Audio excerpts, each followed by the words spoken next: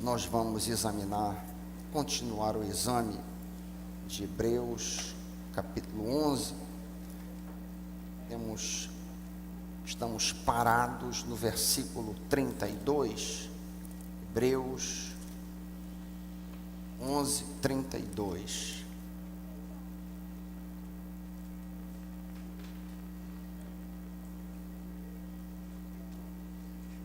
Diz assim a palavra do Senhor neste versículo: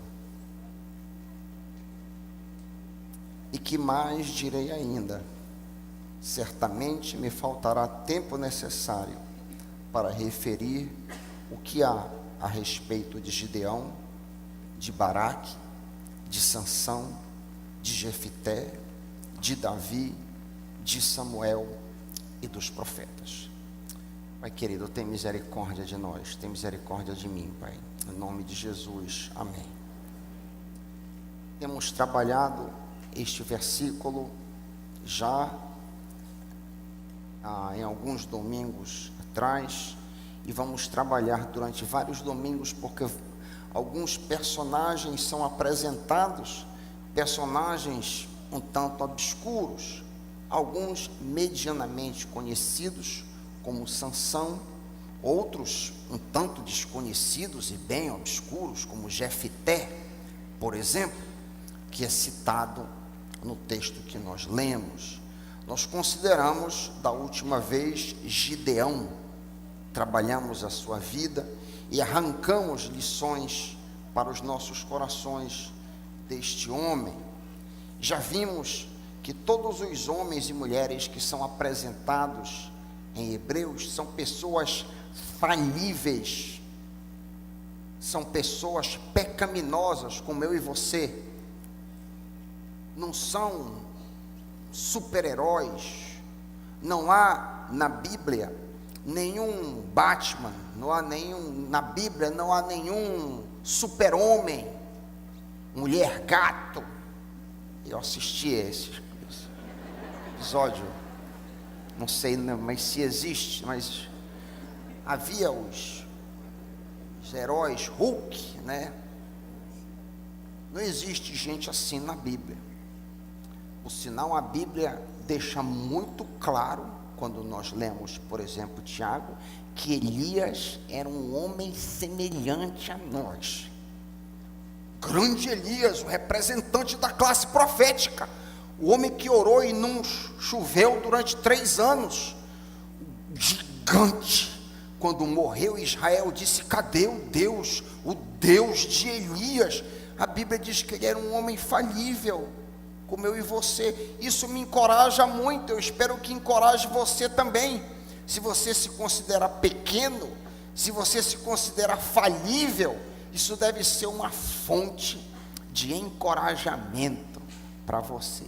E nós estamos diante de mais um tanto obscuro, homem falível e pequeno, Baraque.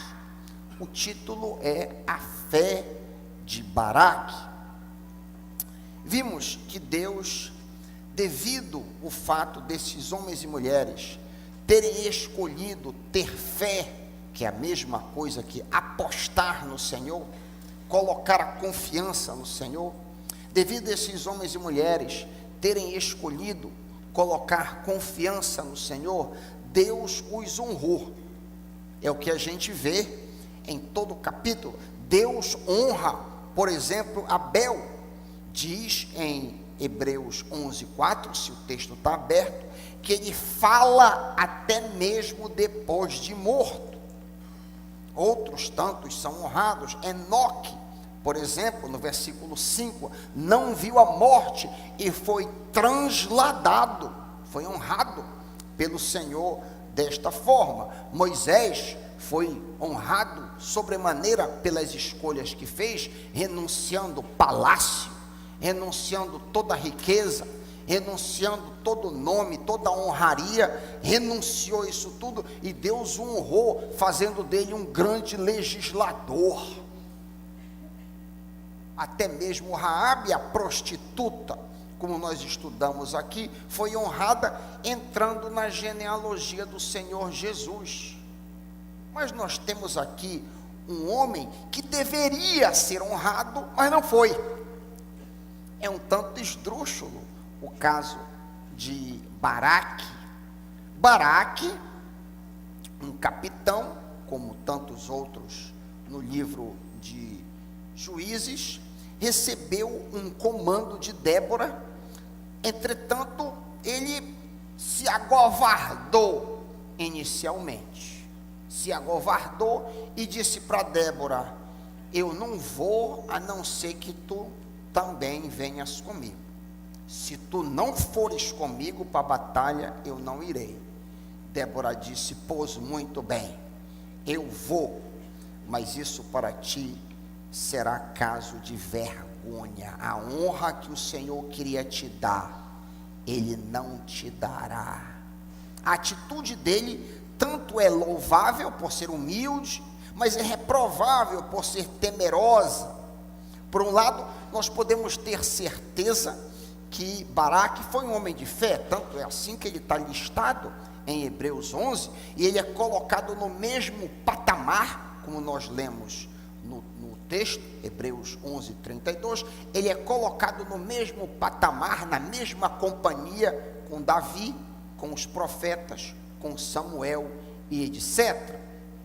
Ele também mostra que tem fé em Juízes 4:16. Eu queria que você se voltasse para o livro de Juízes, que nós vamos investigar o caso de Baraque em Juízes. É onde se encontra o registro da vida deste homem e do episódio que o envolve. Em Juízes 4:16, nós lemos que Baraque demonstra fé por perseguir os carros de guerra e o exército até Hassorete-Ragoim. Todo o exército de Sísera, que era o capitão, caiu ao fio da espada, não sobrou um só homem.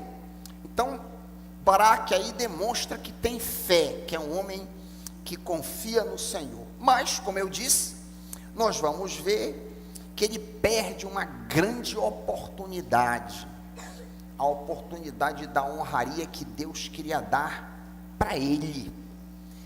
Levanta os olhos, tu lestes 16, levanta os olhos para o versículo 6, no mesmo capítulo. Nós temos certeza que ele temeu. Juízes 4, a partir do 6, olha aí no teu texto. Débora, a profetisa, mandou chamar Baraque, filho de Abinoão, de Quedes, na tribo de Naphtali. Ele disse: o Senhor, o Deus de Israel, te ordena que reúna 10.000 homens de Naphtali e Zebulon e vá até o monte Tabor. Ele, o Senhor, fará que Sísera, o comandante do exército de Jabim, vá atacá-lo com seus carros de guerra e tropas, junto ao rio Quizon, e os entregará nas tuas mãos. Baraque, porém, disse a ela: se tu fores comigo, eu irei. Porém, se tu não fores, eu não irei. Respondeu Débora: pois muito bem, irei contigo, mas saiba que, por causa do teu modo de agir, por causa da tua temeridade, da tua covardia, a honra não será tua, porque o Senhor entregará Sísera, o comandante, nas mãos de uma mulher, é o que diz o texto. Então Débora foi a Quedes com Baraque, onde ele convocou Zebulon e Naphtali. 10.000 homens o seguiram, e Débora também foi com ele. Sumário aí do que acontece com este juiz Baraque. O contexto um pouco maior da história está logo no comecinho do capítulo. Se você bater os olhos para o começo do capítulo 4, você vai ler que depois da morte de Eude, mais uma vez os israelitas fizeram o que o Senhor reprova. Assim o Senhor os entregou nas mãos de Jabim, rei de Canaã, que reinava em Azor. O comandante do seu exército era Sísera, que habitava em Hassorete-Ragoim. Os israelitas clamaram ao Senhor porque Jabim, o rei, que tinha 900 carros de ferro, os havia oprimido cruelmente durante 20 anos. Eude, para contexto, era o capitão que Deus usou para libertar Israel das mãos dos moabitas.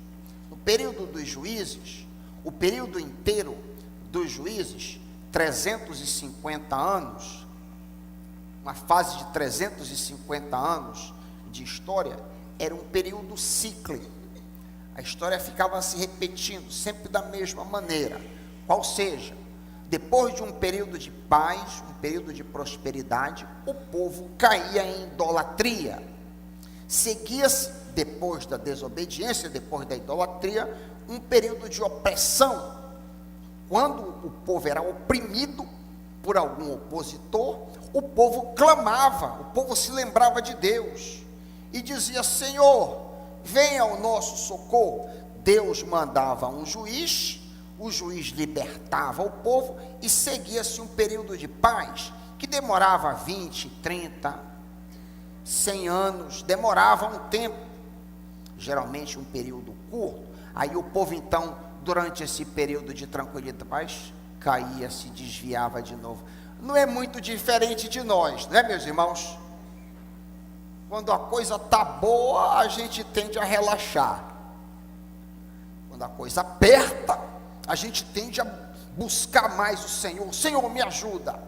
Estou em aperto. A gente tende a orar mais. A gente tende a estar mais presente no culto. A gente tende a se comprometer mais quando a coisa aperta. Então o padrão não é muito diferente do nosso. Após 80 anos de paz, Juízes 3:30, após 80 longos anos de paz, sob a liderança de Eude, os israelitas caem em idolatria e Deus os entrega nas mãos de Jabim, rei de Canaã, cujo exército possuía carruagens, como nós lemos. A superioridade tecnológica dos exércitos de Jabim era uma oposição formidável. Israel não tinha carruagens nessa época. Então, o povo clama: ajuda-nos. A profetisa Débora entrega a mensagem do Senhor a Baraque, este que é o personagem da nossa história. Ele deveria convocar homens para lutar contra o exército do rei Jabim, comandado por Sísera. Baraque teme e diz, como lemos, que não iria sozinho, iria somente no caso dela ir com ele. Mas ele acaba indo. Juízes 4:7.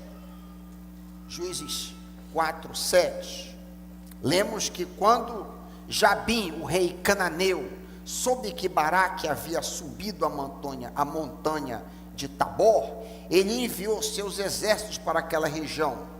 Quando as forças do inimigo se dirigiram ao local, os exércitos de Israel, Baraque, o exército, desce na direção deles. Eles ainda estão numa região pantanosa e os carros aparentemente emperram naquela região.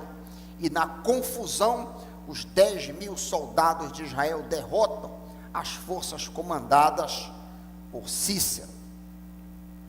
A confusão é tão grande que apenas Cícero, o comandante que vai correndo na frente, acaba por sobreviver, desce e sai correndo a pé desesperadamente. E acontece algo um tanto grotesco, pelo menos para os padrões da nossa época, um tanto suave, mas acontece uma coisa um tanto cruelenta. Jael, uma mulher, enterra a estaca na cabeça de Cícera. Credo, pastor Raico, onde é que está isso? Na continuação, Juízes 4, a partir do 18. Olha o que diz o texto. Juízes 4, a partir de 18. Jael, a mulher de Heber, saiu ao encontro de Cícera, que vinha cansado, e o convidou: entre na minha tenda, meu senhor, não tenha medo. Cícera entrou, e ela o cobriu com um pano. Ele disse: estou com sede. por favor, dá-me um pouco de água. Ela, Jael, abriu uma vasilha de leite feita de couro, deu-lhe de beber e tornou a cobri-lo. E Sísera disse à mulher: fique à frente da tenda, se alguém passar e perguntar se há alguém aqui, responda que não. Entretanto, Jael, mulher de Heber, apanhou uma estaca da tenda e um martelo e aproximou-se silenciosamente enquanto ele, exausto, dormia um sono profundo, e cravou-lhe a estaca na têmpora até penetrar o chão, e ele morreu. Baraque, o nosso herói, passava à procura de Sísera, e Jael saiu ao seu encontro. Venha, disse ela, eu lhe mostrarei o homem que você está procurando. E entrando ele na tenda, viu ali caído Sísera, morto, com a estaca atravessada nas têmporas, pelo meio da cabeça. Eu imagino. Naquele dia, Deus subjugou Jabim, o rei cananeu, perante Israel. Os israelitas atacaram cada vez mais a Jabim, o rei cananeu, até que eles o destruíram. É Jael a mulher que cumpre a profecia que Débora faz lá atrás. Lembram?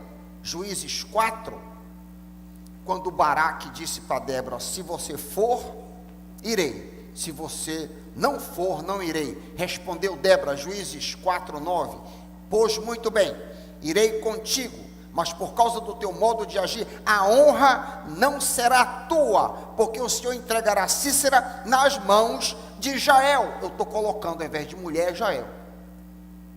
Era para ser, naquele período militar, naquele período de guerra, o troféu era o comandante militar, que deveria perecer nas mãos de Baraque, a esposa de Heber, que recebe a honraria final de derrotar o inimigo.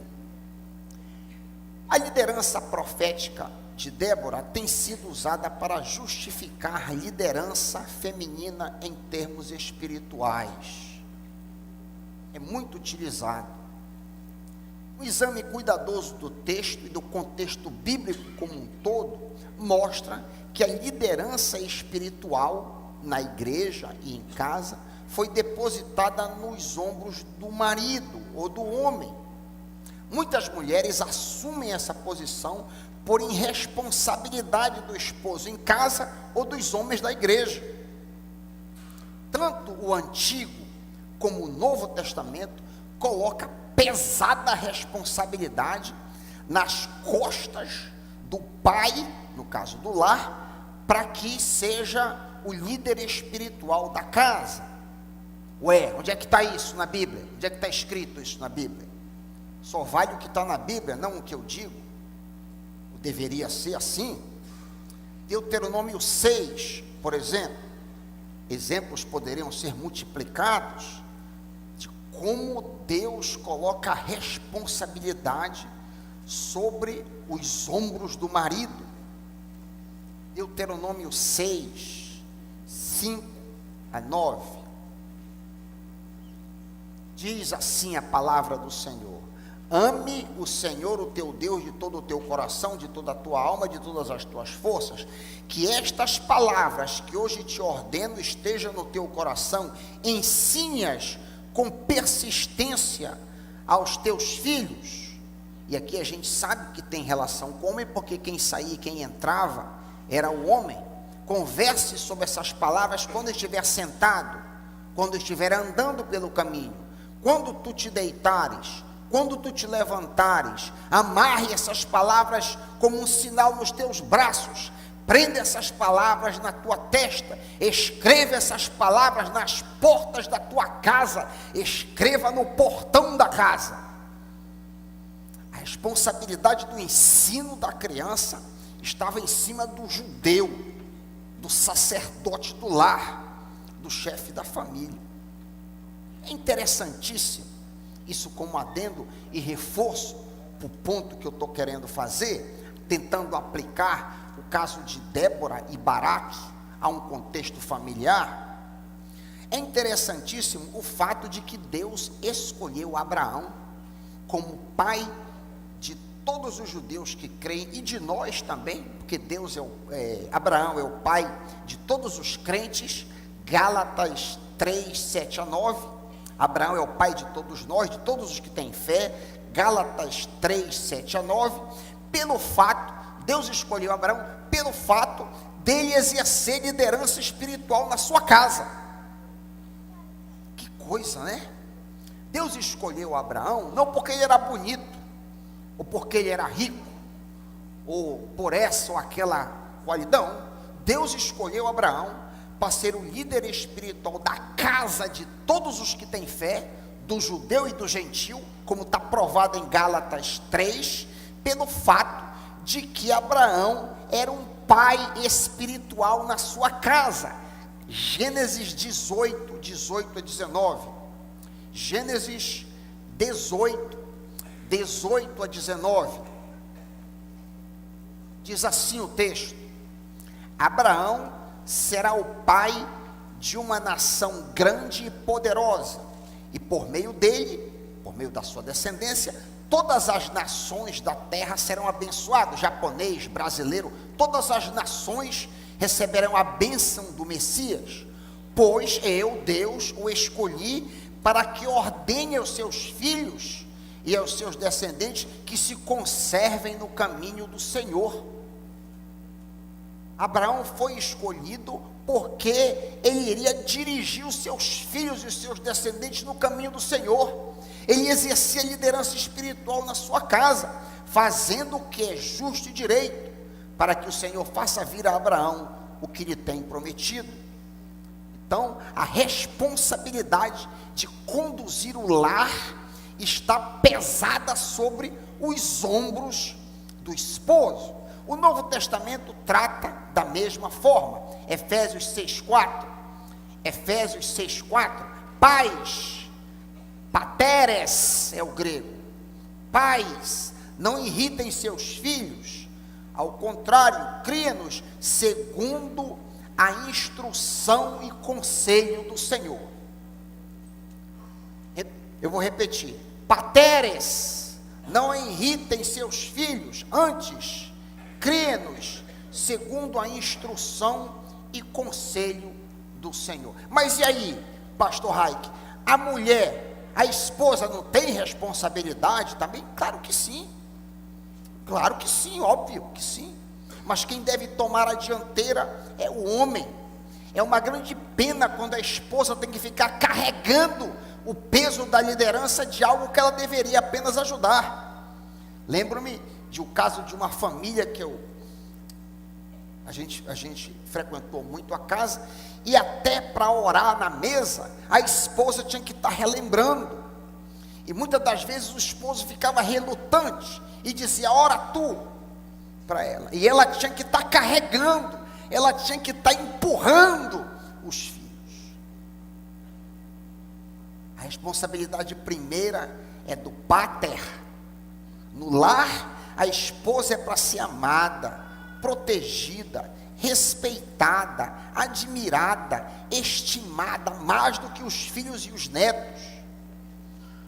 Não foi o plano de Deus, não é a estrutura que Deus montou para que a mulher tome a dianteira e carregue uma carga que ela não foi projetada para carregar. Repito, muitas das vezes ela carrega a carga por omissão do marido, por irresponsabilidade do marido, porque o marido não toma a posição que Deus designou para ele, como chefe do lar, sacerdote e condutor da disciplina espiritual dos filhos. A mulher, como falei, ela deve ser, no ambiente do lar, estimada, admirada, respeitada, protegida, apoiada pelo marido. Isso lemos em Efésios 5, 25, um texto tão conhecido de vocês. Efésios 5, 25. Maridos, amem suas esposas. Amem, não é um sentimento apenas, é estar do lado, assim como Cristo amou. Como foi que Cristo amou a igreja? Morrendo. Marido, morra pela esposa, é o que ele está dizendo aqui. Efésios 5, de 25 adiante: maridos, amem suas esposas, assim como Cristo amou a igreja e entregou-se a si mesmo por ela. Então o marido é para se entregar pela esposa, fazer tudo que tiver ao seu alcance para ajudar em tudo. Na luta contra o diabo, na batalha contra o inimigo, todos nós precisamos estar de braços, tal qual Débora, Baraque e os 10.000 soldados israelitas. O episódio de Baraque, que é o que nós lemos, tanto é louvável por ser humilde, mas também é reprovável por ser temeroso, fazendo perder a honraria que era legitimamente sua, que Deus havia separado para ele. Baraque é homem de fé, tanto que nós vimos que ele é elencado entre os heróis da fé, mas também temeu, por isso perdeu o privilégio que o Senhor tinha separado para ele. Se tu fores, irei; se tu não fores, não irei. Pois muito bem, disse Débora, eu vou contigo, porém a honra não é tua. A honra era para ser tua, mas não vai ser tua. O Senhor vai entregar na mão de uma mulher. O capitão Baraque demonstrou fé em Deus ao cumprir a palavra do Senhor, enfrentando um exército muito superior ao seu. Mesmo assim, o crédito da vitória foi para Jael e foi para Débora. Devemos ter muito cuidado para que tal coisa não suceda conosco.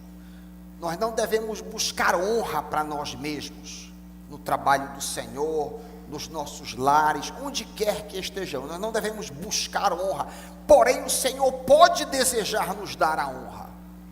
Aí é um problema dele, é ele que decide. Repito, nós não devemos buscar honrarias, nós não devemos, como disse uma vez o Laurinho, buscar o holofote, para usar um termo que é muito bem compreendido, mas o Senhor pode se agradar em nos dar o holofote. Eu pensei muito nisso quando refletia para preparar essa mensagem. Você que é pai e me ouve nesse dia, Deus deseja te honrar através do teu legado piedoso. Teus filhos e netos devem lembrar de ti como um homem de Deus. É assim que os teus filhos, os teus netos e os teus descendentes devem se lembrar de ti. Esse legado, claro, é da mãe também, é óbvio também, mas a responsabilidade primeira Deus depositou nos braços do pai. E eu me lembrei, quando refletia, a minha própria herança. Havia um quadro que o meu pai colocou no meu quarto, anos pendurado. Pouco antes da entrada para o banheiro, tinha um closet no meu quarto, e estava lá escrito o versículo que eu repito N vezes aqui: instrui o menino no caminho em que deve andar, e até quando envelhecer, não se desviará dele. Meu pai era um homem perfeito, como todos nós, mas deixou um legado santo. Lembrei dos cultos domésticos em Salinas.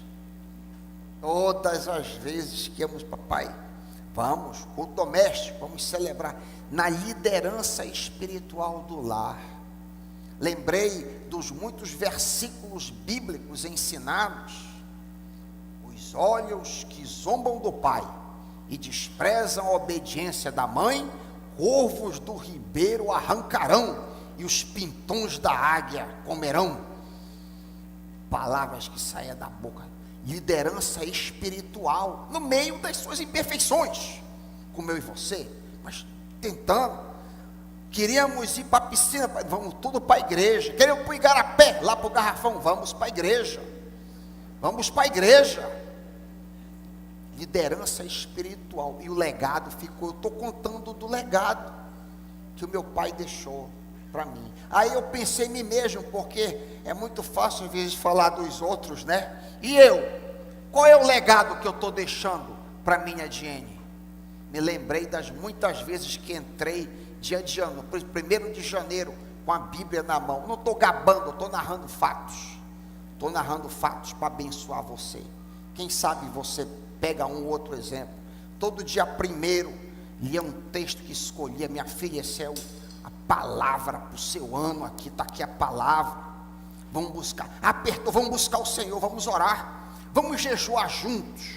Vamos buscar o Senhor juntos. O Senhor tem uma resposta. Quando a coisa está apertada, vamos orar, vamos ler a palavra. Vamos caminhar com o Senhor.